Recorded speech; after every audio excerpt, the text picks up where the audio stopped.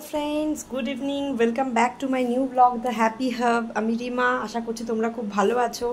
আমায় দেখে হয়তো ভাবছো এত ঘামছি, হ্যাঁ কারণ কি আমি একটা নতুন প্রিপারেশান করছি, যেটা অবভিয়াসলি ফেসবুক অ্যান্ড ইউটিউবের থেকে নেওয়া। আমার পুরোপুরি এটা আমার নয়, বাট কিছুটা আমি এদিক ওদিক চেঞ্জ করেছি। তো সেই জন্য সেই প্রিপারেশানটার জন্যই এত ঘেমে গেছি, তোমাদের দেখাবো বলে।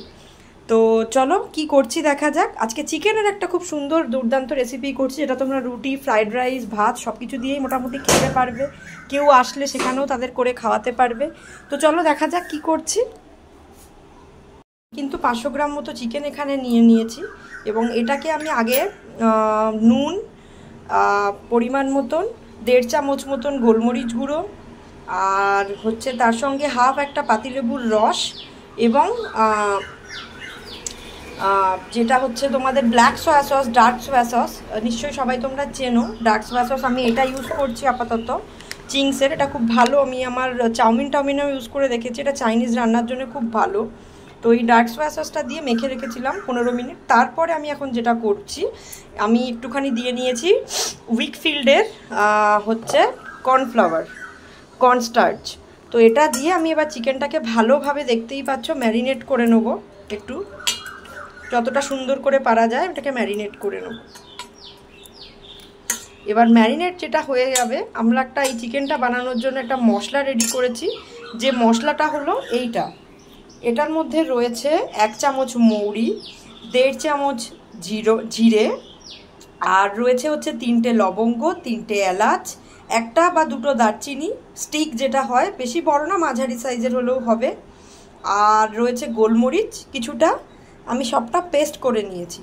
তো পেস্ট করে নিয়েছি, একটু শুকনো খোলায় নেড়ে চেড়ে গরম করে সেটাকে গ্রাইন্ডারে গ্রাইন্ড করেছি। তো কি দিলাম, গোলমরিচ, সাদা জিরে, মৌরি, দারচিনি, লবঙ্গ আর এলাচ, আর তার সঙ্গে দিয়েছি হচ্ছে সামান্য একটু হচ্ছে কাঁচা শুকনো লঙ্কা, আর কি লাল লঙ্কা, যেটা আমার কাছে শুকনো লঙ্কা ছিল না, তো আমি ওটা স্কিপ করে লাল লঙ্কার গুঁড়ো সামান্য একটু মিশিয়ে দিয়েছি, কারণ শুকনো লঙ্কাটাকেই গুঁড়ো করে লাল লঙ্কার ডাস্ট হয় যেটা, মিশিয়ে দিয়েছি। তো এবার আমি চলে যাই মূল রান্নায়। এটাকে এবার আমি মাখবো ভালো করে, সুন্দর করে মেখে।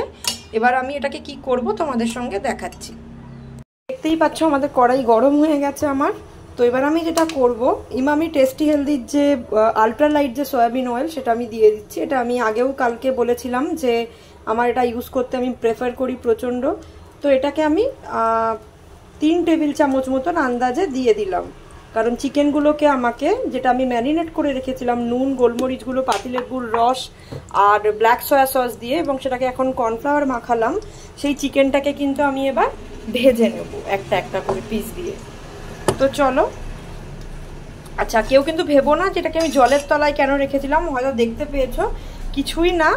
অ্যাকচুয়ালি আমার এখানে এখন ফ্রিজ নেই, সেই জন্য আমাকে আর কি দিতে হয়েছে জলের মধ্যে, মানে হয়তো চিকেনটাতে যা গরম নষ্ট হয়ে যেতে পারতো, সেই কারণে ফ্রিজটা আসলে নেওয়া হয়নি। সবে জাস্ট বিয়ে হয়েছে বলে এতটা এখনও খরচা করা হয়ে ওঠেনি। তো আস্তে আস্তে করছি। তো এই দেখো, আমি চিকেনগুলোকে কিন্তু ভেজে নিচ্ছি।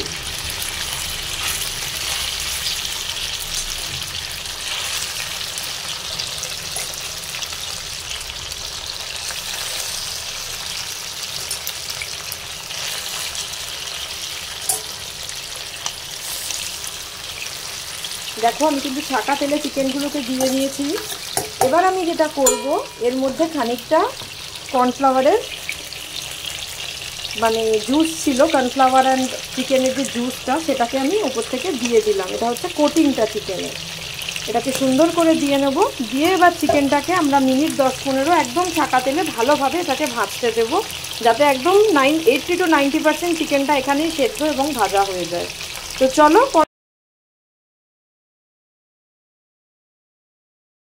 কিন্তু বলেছিলাম যে চিকেনটা আমি যে ভাজছি সেটা এখনও প্রায় 60% মতো ভাজা হয়েছে। এটাকে আমি এখনও উল্টে পাল্টে দিয়ে ভালো করে ভেজে নেবো, যতক্ষণ না চিকেনের কালারটা একদম ব্রাউন আসছে, কারণ নালে চিকেনটা আটকাচা থেকে থাকবে, এবং এই যে রেসিপিটা আমি বানাচ্ছি এটাতে কিন্তু টেস্ট হবে না।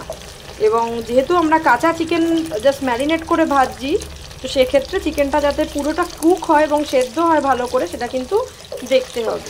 তো তো আমি এখন কিন্তু একদম গ্যাসের ফ্লেম মিডিয়াম করে দিয়েছি, দিয়ে এটাকে কিন্তু আরও 2-3 মিনিট মতন নাড়িয়ে চাড়িয়ে রান্না মানে ভাজবো উল্টে পাল্টে দিয়ে। তারপর কিন্তু আমি গ্যাসের ঢাকনা দিয়ে আরও মিনিট 4-5 এটাকে রেখে দেবো সেদ্ধ হওয়ার জন্য। তো চলো এখন আমি এই চিকেনটাকে ভালোভাবে সেদ্ধ হতে দিই, তারপর আমি আবার সেদ্ধ হওয়ার পর নেক্সট কী করছি সেটা তোমাদের সাথে শেয়ার করছি। তো তারপরে আমি যেটা করছি, নিয়েছি 3টে মাঝারি সাইজের পেঁয়াজ, একটা টমেটো আর 5-7 কোয়া রসুন। এটাকে আমি এবার যেটা করব, পেঁয়াজগুলোকে খুব সুন্দরভাবে আমি কাটবো কুচি কুচি করে এবং পেঁয়াজটা পেস্ট করব। আর টমেটোটাও এই একটা টমেটো আমি ছোটো ছোটো করে সুন্দরভাবে কুচি করব। এবং তার সাথে আমি যেটা করব, 1 চিমটে 1 ইঞ্চি মতন আদার টুকরো, এইটুকু নিয়ে আমি এটাকে কিন্তু রসুনের সঙ্গে বাটবো।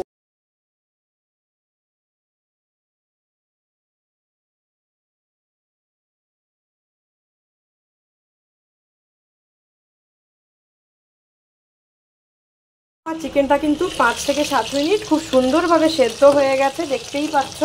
আমি ঢাকাটা তুলে দিলাম, চিকেন থেকে কিন্তু অলমোস্ট চিকেনের জল বেরোনো শুরু হয়ে গেছে। আমি জাস্ট নর্মালি একদম লো ফ্লেমে আর একবার একটু উল্টে পাল্টে দিয়ে চিকেনটা কিন্তু ভাজাও হয়ে গেছে ভালো মতন, দেখতেও পাচ্ছ চিকেনের গায়ে কিন্তু গোল্ডেন ব্রাউন রঙও চলে এসছে। তো এবার আমি যেটা করব, চিকেনটাকে আমি একটুখানি উল্টে পাল্টে নেব, নিয়ে এবার আমি এটাকে সিম্পলি ঢাকা দিয়ে রেখে দেবো। কিন্তু গ্যাসটা বন্ধ করে আমি ঢাকা দিয়ে রেখে দেবো, চিকেনটা একটু মজুক, ততক্ষণ আমি বাকি যে মশলার গ্রেভির প্রিপারেশন সেটা করে নিই। আমি কিন্তু তেলের মধ্যে পেঁয়াজগুলোকে ছেড়ে দিচ্ছি, কুচি কুচি করে কেটে রাখা পেঁয়াজগুলো। আর তেলের মধ্যে কিন্তু তোমরা অবশ্যই একটু নুন ফেলে দেবে যখন রান্নাটা শুরু করবে, কারণ নুনটা ফেলে দিলে কি হয়, তেলটা যে ফাটে সেটা ফাটবে না। কিন্তু এটা মাছ রান্না করো এবং মাংস রান্না করো, এটা কিন্তু একটা পদ্ধতি আমি বলে দিলাম, মানে তোমরা এটা ফলো করে দেখতে পারো, সুবিধা হয়। কারণ আমি তো রান্নায় খুব একটা পারদর্শী না, তো আমার মা বলেছিল জিনিসটা যে তুই একটু তেল ফেলে দিবি। তো দেখো আমি নুন ফেলে দিবি। তো আমি কিন্তু পেঁয়াজগুলোকে দিয়ে দিয়েছি, পেঁয়াজগুলোকে কিন্তু এবার হাই ফ্লেমে আমি একটু ভাজা ভাজা করব।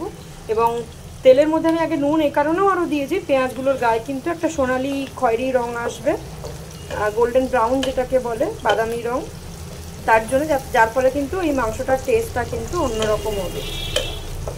তো চলো এটা ভাজা ভাজা হোক, তারপরে আমি একে একে যে মশলাগুলো দেবো সেগুলো আমি দিচ্ছি। আমি এবার দিয়ে দিচ্ছি কিন্তু আদা রসুনের পেস্টটা, যেটা আমি কিন্তু বেটে রেখেছিলাম। পুরো আদা রসুনের পেস্টটাকে কিন্তু আমি দিয়ে দেবো। আর এটা কিন্তু আপাতত এখন কোনো জল লাগবে না, যতটুকু জল দেওয়ার সেটা কিন্তু সমস্ত মশলাগুলো কষানোর পর আমি দেব। এবং দেখতেই পাচ্ছ আমি আদা রসুনের পেস্টটা কিন্তু এর মধ্যে ভালোভাবে দিয়ে দিয়েছি। দেওয়ার পর এবার আমি যেটা দেব সেটা হচ্ছে টমেটো কুচি, যেগুলো আমি করে রেখেছিলাম, দেখতে পাচ্ছ টমেটো কুচি একটা আমি কিন্তু দিয়ে দিচ্ছি। এবং এটা কিন্তু একদম ছোট সাইজের টমেটো, তোমরা যে যেমন খাও টক বা ঝাল মিষ্টি মানে টক সেরকমভাবে কিন্তু দেবে।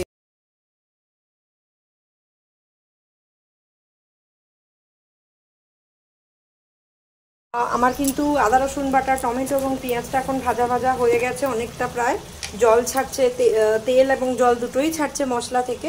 তো আমি এই পর্যায়ে যেটা করব, এর মধ্যে দিয়ে দেবো 1 টিস্পুনেরও হাফ হলুদ গুঁড়ো। কারণ এই রান্নাটাতে কিন্তু বেশি হলুদ বা বেশি মশলা কোনোটাই যাচ্ছে না, যতটুকু যা যাবে সেটা হচ্ছে গুঁড়ো মশলাটা। আর আমি দেব হাফ টিস্পুন মতো ধনে গুঁড়ো, কোরিয়েন্ডার পাউডার যেটাকে বলে সেটা।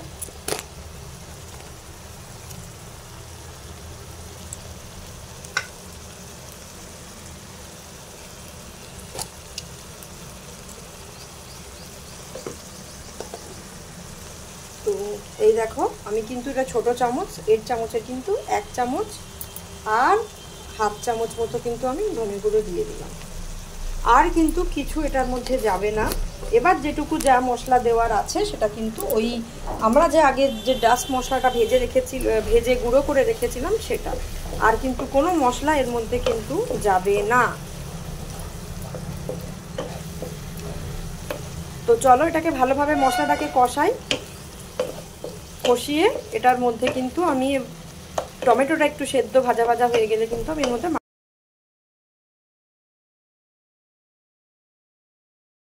বন্ধুরা আমি কিন্তু পেঁয়াজ রসুন আদা বাটা এবং ধনিয়া গুঁড়ো আর